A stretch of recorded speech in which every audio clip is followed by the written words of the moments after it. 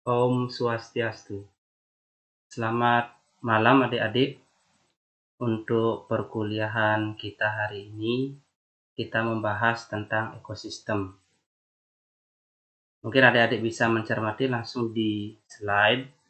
Ini ada gambar dari ekosistem yang sering kita temui, yaitu ekosistem di darat, tepatnya di hutan.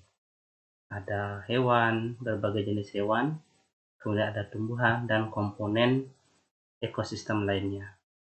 Untuk perkuliahan kita hari ini, kita langsung membahas bagian yang pertama, yaitu tentang pengertian dari ekosistem. Ekosistem adalah suatu sistem ekologi yang terbentuk oleh hubungan timbal balik tak terpisahkan antara makhluk hidup dengan lingkungannya. Adik-adik bisa mencermati dari gambar yang sudah Pak tampilkan ini, ada berbagai jenis bagian dari sistem ekologi itu. Jadi di sini ada hewan, kemudian ada cahaya matahari, kemudian ada air, kemudian ada berbagai jenis tumbuhan, yang mana nanti kita akan kelompokkan menjadi komponen dalam ekosistem itu. Secara umum, komponen dalam ekosistem itu terbagi menjadi dua, yaitu ada komponen biotik, dan nanti akan Pak bahas lagi tentang komponen abiotik. Untuk komponen biotik adalah komponen ekosistem yang terdiri dari makhluk hidup yang meliputi tumbuhan, hewan, dan manusia. Yang mana komponen biotik ini seperti gambar di sebelah kanan terbagi menjadi beberapa kelompok. Baik itu ada produsen, yang mana produsen merupakan organisme yang mampu membuat makanan sendiri. Kemudian ada konsumen. Konsumen pun itu ada jenjangnya. Untuk yang di gambar sebelah kanan itu jadi dari konsumen tingkat 1, 2, dan 3 atau dikenal dengan tropik berikutnya setelah tumbuhan, jadi tropik 2, 3, dan 4. Yang mana nanti ini menentukan jenis dari hewan tersebut, apakah nanti herbivora, omnivora, ataupun karnivora. Kemudian ada bagian yang terakhir, itu adalah pengurai, yang mana pengurai ini menguraikan makhluk hidup yang telah mati. Biasanya nanti ada jamur, kemudian ada alanya juga. Kita lanjutkan komponen abiotik.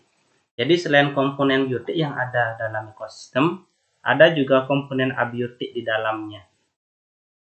Jadi komponen abiotik adalah komponen ekosistem yang terdiri dari makhluk tak hidup atau benda mati. Jadi yang pertama tanah. Ada tanah dalam komponen abiotik ekosistem, yang mana tanah merupakan tempat berpijaknya organisme, baik itu tumbuhan, hewan, dan manusia. Kemudian air, karena air merupakan bagian yang sangat penting dalam ekosistem itu sendiri, yang mana organisme tidak dapat hidup tanpa air. Begitu juga udara. Udara merupakan hal yang vital dalam komponen abiotik. Bayangkan saja dalam suatu ekosistem, kalau tidak ada udara, tentu organisme yang ada di dalamnya juga akan mati. Yang berikutnya ada cahaya matahari.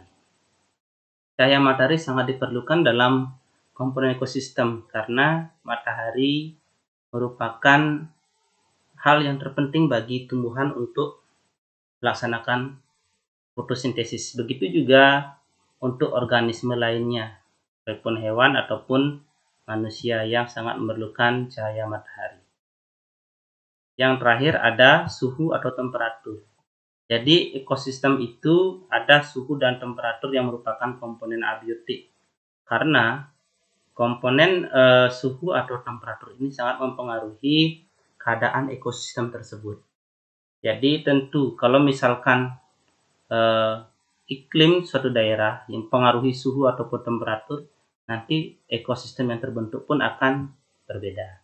Nah, jadi itulah bahasan kita tentang komponen abiotik dalam ekosistem. Setelah komponen dalam ekosistem, kita bahas di bagian yang ketiga tentang jenis-jenis ekosistem.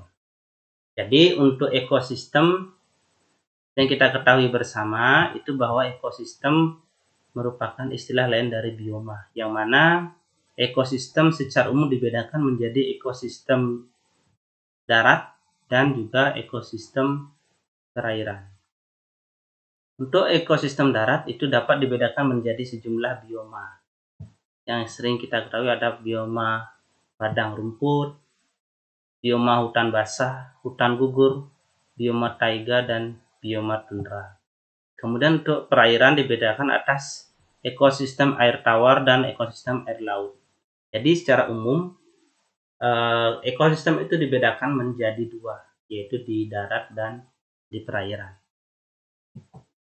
Bahasan ringkas dari pertemuan kita hari ini yaitu kita membahas bagian yang terakhir adalah hubungan makhluk hidup dan lingkungannya. Nah, yang kita kenal dengan nama atau sebutan simbiosis. Simbiosis ada 3 jenis. Yang pertama itu ada simbiosis mutualisme, yang kedua itu ada simbiosis komensalisme, dan yang ketiga itu ada simbiosis parasitisme.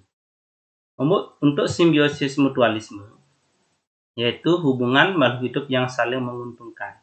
Seperti gambar yang sudah Pak tampilkan, ini merupakan hubungan antara kupu-kupu dengan tanaman berbunga, yang mana ini saling menguntungkan. Jadi, kupu-kupu itu memperoleh makanan atau madu dari bunga. Selanjutnya bunga dapat atau dibantu dalam proses penyerbukannya oleh kupu-kupu. Inilah salah satu contoh simbiosis mutualisme. Selain itu ada juga hubungan antara kerbau dan burung jala dan ikan ramura dengan ikan hiu. Untuk yang kedua itu ada simbiosis komensalisme, yakni hubungan yang hanya menguntungkan satu pihak dan pihak lain tidak merasa dirugikan atau diuntungkan. Contohnya anggrek atau paku dan pohon yang besar. Jadi ini gambar yang sudah Pak tampilkan ada anggrek, yang mana dia tumbuh di pohon yang besar. Yang mana anggrek ini dia berada bisa di tempat yang lebih tinggi, dan karena bisa merambat dan menempel di pohon yang besar ini, sehingga nanti anggrek akan memperoleh intensitas cahaya matahari yang cukup dan mampu berbunga dengan baik. Di sisi lain, pohon tidak akan merasa dirugikan karena anggrek tidak bersifat parasit, jadi hanya menempel begitu saja, tidak ada nutrisi ataupun hal lain yang diambil dari tumbuhan yang lebih besar. Yang ketiga ada simbiosis parasitisme, yang merupakan hubungan yang menguntungkan satu pihak dan yang lain dirugikan. Contohnya kutu yang hidup di tumbuhan hewan, kemudian ada juga Rafflesia yang tumbuh di inangnya. Ini salah satu contohnya, yaitu kutu yang hidup di tubuh hewan, kemudian di manusia pun ada di rambut. Ya, jadi kutu memperoleh makanan yang ada di inangnya, ya, jadi melalui darah. Kemudian tentu tumbuhan hewan ataupun manusia akan mengalami kerugian dengan adanya kutu. Seperti kita ketahui juga, kita kan harus istilahnya bersih gitu, dan tidak ada kutu khususnya di rambut ya. Ya, jadi seperti itu ulasan ringkas kita tentang ekosistem. Baik itu yang pertama tentang pengertian ekosistem, kemudian ada komponennya yang kedua, yang ketiga ada jenis-jenisnya, kemudian yang keempat ada simbiosis atau hubungan makhluk hidup dan lingkungannya. Sekian rangkuman materi tentang ekosistem yang dapat Pak sampaikan. Pak akhiri presentasi hari ini dengan mengaturkan Karama Santi. Om Santi Santi Santi. Untuk adik-adik, kalau misalkan ada hal yang kurang jelas, bisa kita lanjutkan dengan sesi diskusi ataupun tanya jawab melalui kolom komentar yang sudah ada pada Google Class. Sekian, terima kasih.